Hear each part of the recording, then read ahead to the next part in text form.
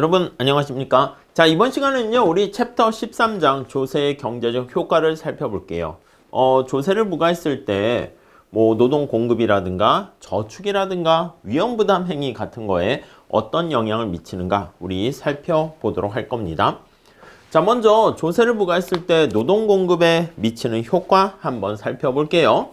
자, 근데 이게 우리가 그래프를 그릴 때 두 가지 측면에서 살펴봐야 됩니다.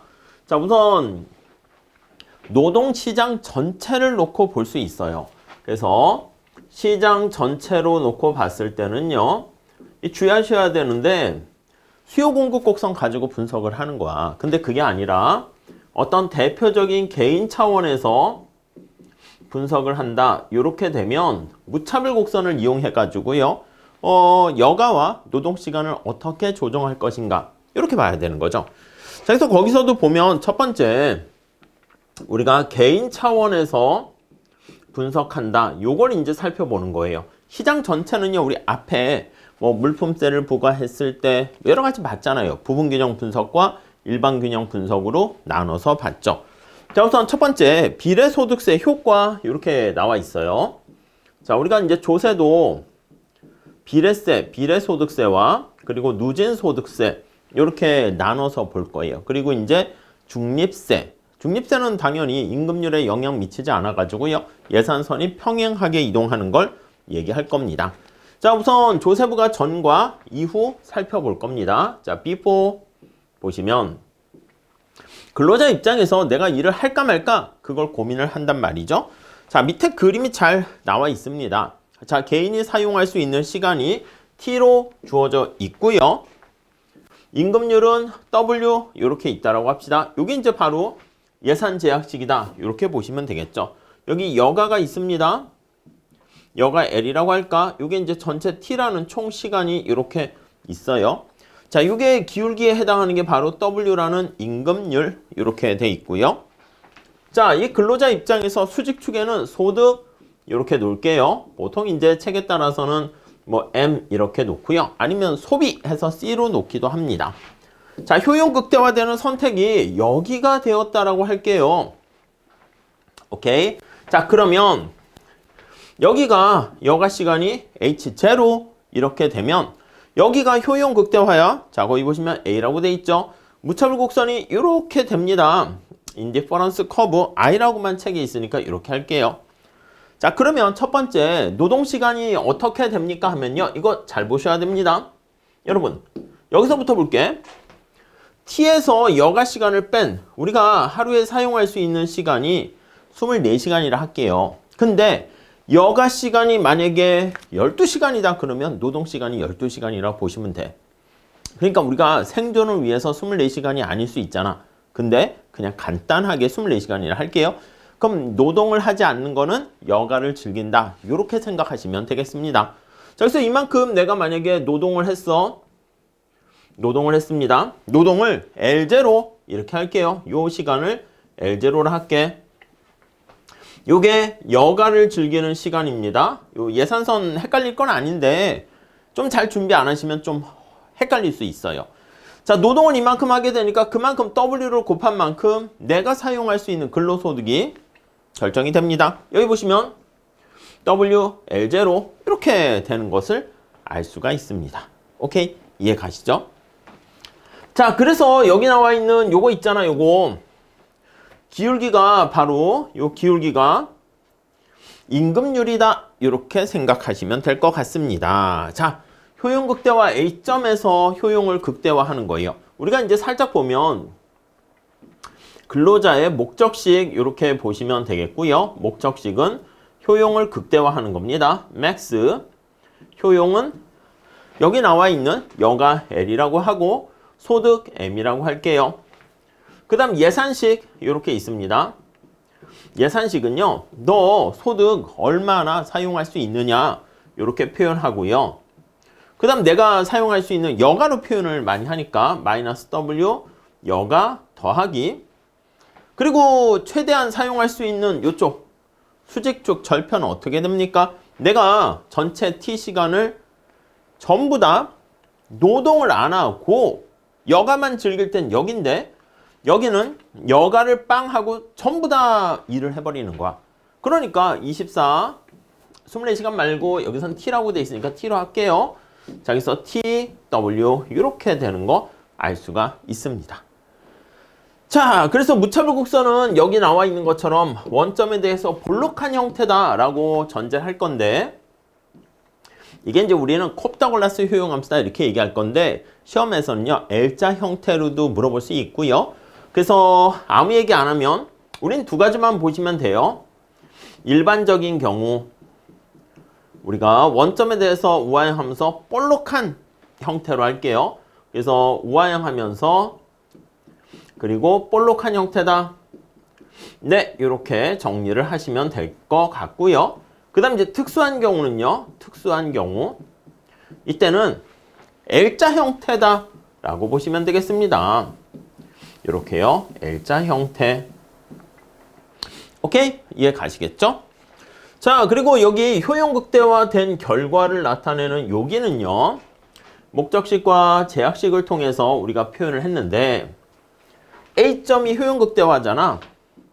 A점은 무차별 곡선과 예산선에 접한 거죠. 그러니까 예산선의 기울기가 같은 거야. 그래서 MRS 여가 M이 여가를 얼마나 소중히 생각하는가입니다. W와 같을 때 이루어집니다. 오케이? 자, 여기서 그림 바로 위에 균형점 MRS는 W와 같다. 거기까지도 체크하시고요. 자, 균형점에서 표현할 땐요. 다음 페이지 가보시면 3번에 여가 시간이 H0가 된다 하면 T-H0가 노동시간이다 라는 거 보시면 좋겠습니다. 자, 이렇게 돼 있는 상황에서요. 비포라는 상황에서요. 이제 변화가 들어갑니다. 비례소득세를 부과하는 거야. 애프터는 텍스 부과 후 이렇게 보시면 돼요. 자, 그래서 우리가 거기 보시면 여가가 정상 제일 때 나와 있는데 임금률이 W0였어 원래. 그런데 요 기울기 얘기하는 겁니다. W0라고 할게요. 만약에 세율 T가 부과되면 자, 여기서 텍스가 부과됩니다. 텍스가 부과돼. 그럼 W0에서 빼기 T의 W0 이렇게 되는 것입니다. 이해 가시죠? 자, 그럼 1-T에다가 W0 이렇게 된단 말이죠. 자, 그러면 여러분 시간당 여기 한번 보시면 얘를 통해서 보시면 좀 더 편해요. 이걸 자꾸 이렇게 너무 일반화시키니까 여러분들이 힘들 수 있는데 예산선이 이렇게 있어. 여러분 만약에 24시간을 내가 띵까띵까 놀고 있는 상황이면 소득도 하나도 없는 거예요. 수직축이 소득인데. 근데 내가 만약에 1시간 일을 했어. 일을 하게 되면 아니 이만큼 올라가지 않겠습니까? 시간당 임금이 10,000원이라 할게요. 여러분 그러면 요 기울기가 10,000원 되면 23시간 내가 여가를 즐기면 1시간 노동을 한 거잖아. 여기 소득이 1 이렇게 올라가는 거야. 이해 가시겠죠? 내가 만약에 1시간 또 일을 했어. 여가를 줄이고 그러면 이만큼 또 올라가는 겁니다. 간단한 숫자로 한번 집어넣어서 생각해 보세요. 아니 그러면 여기는 어떻게 되겠습니까? 내가 24시간 여가를 하나도 즐기지 않고 여기 L이라 해서 여가를 할 건데 노동만 다 하게 되면 여기는 24시간 일을 하니까 시간당 10,000원이라고 하면 이렇게 예산선 하얀 색깔을 얻어낼 수 있습니다. 오케이? 자, 그런데 만약에 임금률이 올라갔다 얘기해 볼게요. 그럼 어떻게 될까? 내가 1시간 노동을 줄이고 여가를 줄이고 노동을 했어. 그럼 20,000원 이게 되니까 예산선이 이렇게 기울기 되지 않겠습니까? 그럼 여기 연결한 것처럼 이게 바로 새로운 예산선이 되는 거예요. 그래서 요거는 W가 2일 때 이렇게 보시면 되겠고요. 만약에 여러분들 생각해 보세요. 만약에 이게 아니라 여기서요. 내가 시간당 임금이 이렇게 10,000원 있었는데요. 여기에 만약에 텍스가 50%가 됐다라고 생각을 해볼게. 그러면 내가 10,000원을 만약에 벌게 되면은 거기서 5,000원만큼을 세금을 내야 돼요. 0.5만큼. 그래서 만약에 여기다 한번 쓰면 T가 0.5라고 할게요. 0.5라면 어떻게 되겠습니까? 그럼 내가 1시간 일을 했을 때 내가 받는 돈은요. 0.5만큼 줄어들어서 0.5만 원 받게 됩니다. 그럼 여기까지밖에 올라가지 못한다는 것을 알 수가 있을 거예요. 자, 그래서 여기다 그림을 그리게 되면 이런 식으로 되는 거 알 수가 있겠죠. 이해 가시겠습니까? 그래서 내가 만약에 2시간을 일을 하게 되면 10,000원 이렇게 받게 되는 걸 알 수 있어요. 그럼 여기는 12 이렇게 될 거야. 그래서 이거는 바로 어떻게 됩니까 하면 W에다가 1-T 이렇게. 자, 우리한테 중요한 건 뭡니까? 라고 하면은 조세를 부과해서요. 이거는 지금 보기 위해서 제가 살짝 얘기한 건데 조세를 부과해서요. 세율을 부과하게 되면 이렇게 부과하게 되면 예산선이 이렇게 꺾여지는 걸 알 수가 있습니다. 완만해지는 거죠. 여러분 완만해질 때 이렇게 되면 수평축에 나와 있는 여가의 가격이 싸진다라는 거 보시면 되겠습니다. 자, 이렇게 보시면 다시 정리를 하면 예산선의 기울기가 완만해집니다. 완만해지면 자, 이게 바로 뭐라고? 예, 여가의 가격이라고 쓸게요. 여가의 가격은 하락한다라는 것을 알 수가 있어요. 이렇게. 이게 제일 중요합니다. 그러니까 여러분 생각해봐. 내가 시간당 10,000원을 받아. 근데 내가 만약에 여가를 즐기고 일을 안 하면 10,000원을 포기하는 거지. 근데 내가 시간당 만약에 100,000원 준대. 근데 내가 일을 안 하고 여가를 즐기면 100,000원을 포기하는 겁니다. 그러니까 마음이 좀 아프겠지. 여가를 즐기면서도 찝찝할 거야. 1시간 일을 하면 100,000원 받는데 그걸 난리네. 이렇게. 근데 여러분 생각해봐. 정부가 텍스를 부과해가지고요. 제가 일을 하게 되잖아? 일을 하게 되면 거기서 50%를 정부가 띄어간대. 그러니까 내가 원래 10,000원 받고 있었는데 정부가 5,000원 띄어가네? 내 손에 5,000원 주어져? 그러면 내가 여가를 즐기더라도 마음이 덜 아플 거야. 아니면 여러분 직관적으로 생각해봐. 정부가 북한같이 내가 일을 했는데 100% 세금 뜯어가면 기울기가 이렇게 될 거야. 수평이 될 거야. 내가 일을 한 족종 북한에서 공산당이 다 뺏어가 버리게 되면 내 손에 쥐는 게 없으니까 누가 일을 합니까? 일을 하던 안 하던 마음이 아프지 않겠죠. 이해 가시겠습니까? 자, 그래서 먼저 요걸 먼저 직관적으로 이해하시는 게 되게 중요합니다. 밑에 그림을 그린 건요. 우리 시험 문제 풀 때 그림을 안 풀 거야. 이게 주관식일 때는 이걸 그림 그려서 할 거야. 노동경제학 같은 경우에는 그림 그려서 밑에 있는 것처럼 대체효과, 소득효과 이렇게 하는데 객관식 할 때는 바로바로 푸셔야 돼. 그러니까 그림으로 그리다 헷갈리니까 하지 마시고 점을 어디에 찍느냐에 따라서 달라진다고. 그러면 여러분들은 뭘 하시면 되냐면 여기에 나와 있는 것처럼 여가에다가 이렇게 여가의 가격이 이렇게 되면 싸지는구나. 그걸 파악하시는 게 제일 중요합니다. 자, 그럼 대체효과는 뭐다? 거기 한번 살짝 볼게요.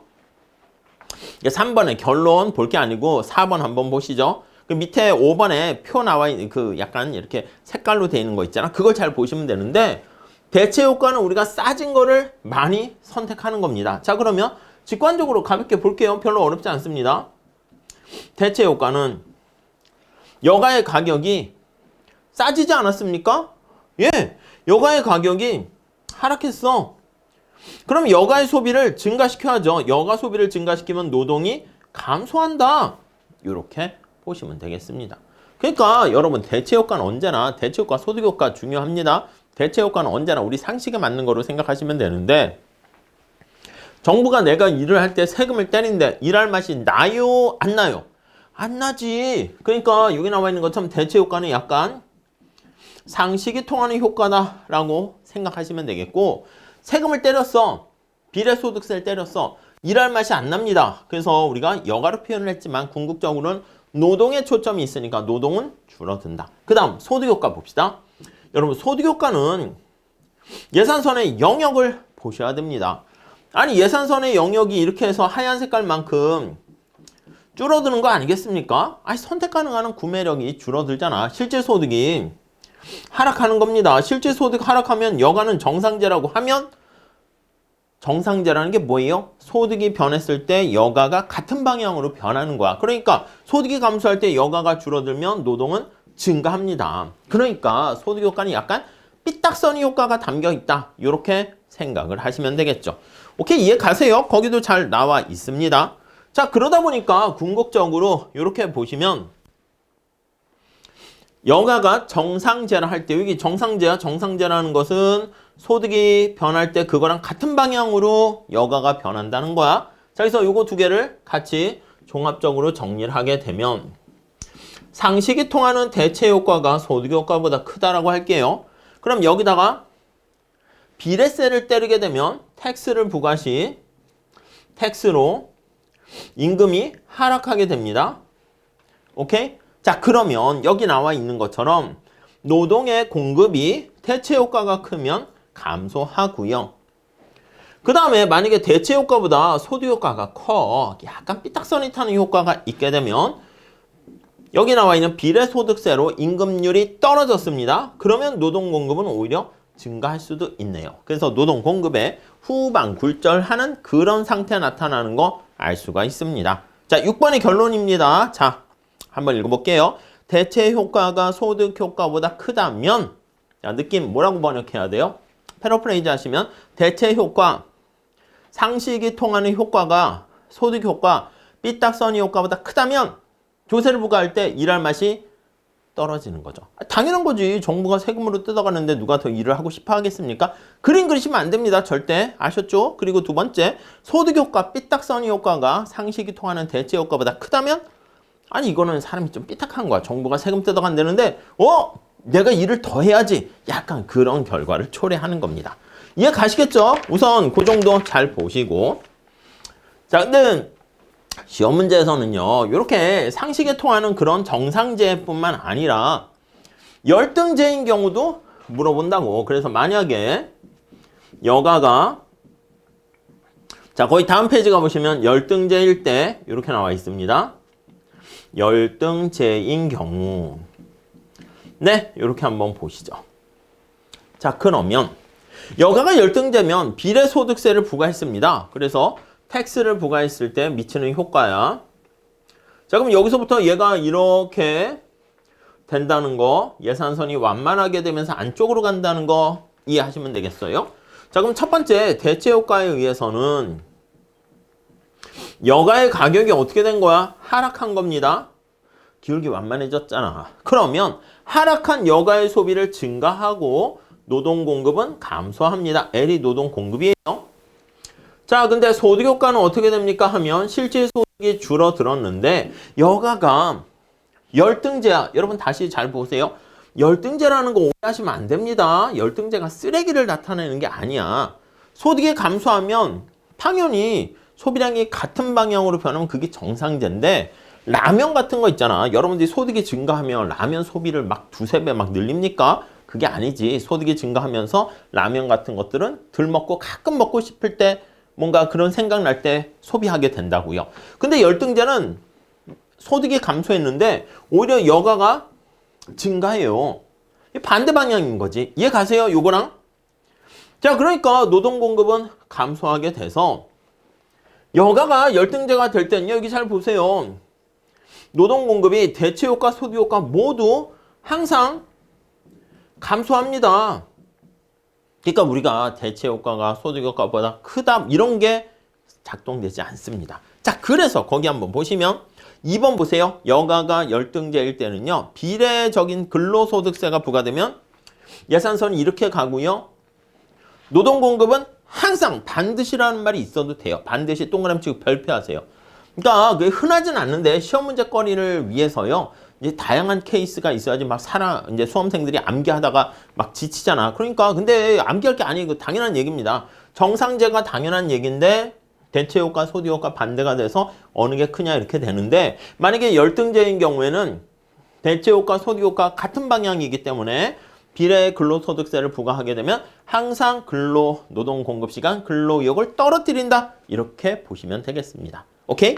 자, 그거 보시고 밑에 참고 이거 하지 마세요. 가격 소비 곡선과 이건 하지 마시고 그 다음 페이지에 또 참고 비례소득세와 이거 하지 마시고 비례소득세와 중립세 이렇게 나와 있는데 요거는 우리 늘상 한 것처럼 기울기가 왜곡이 발생한다고 우리 많이 했죠. 물품세 XY에 대해서 X제만 세금 때리는 경우랑 여기는 여가의 세금 안 때리지 여기 일을 한 근로소득의 세금을 때리는 거잖아요. 근데 그게 아니라 중립세는 양쪽 다 똑같이 세금 때려서 중립적이다. 거기 보시면 예산선이 평행 이동하는 거 보이시죠?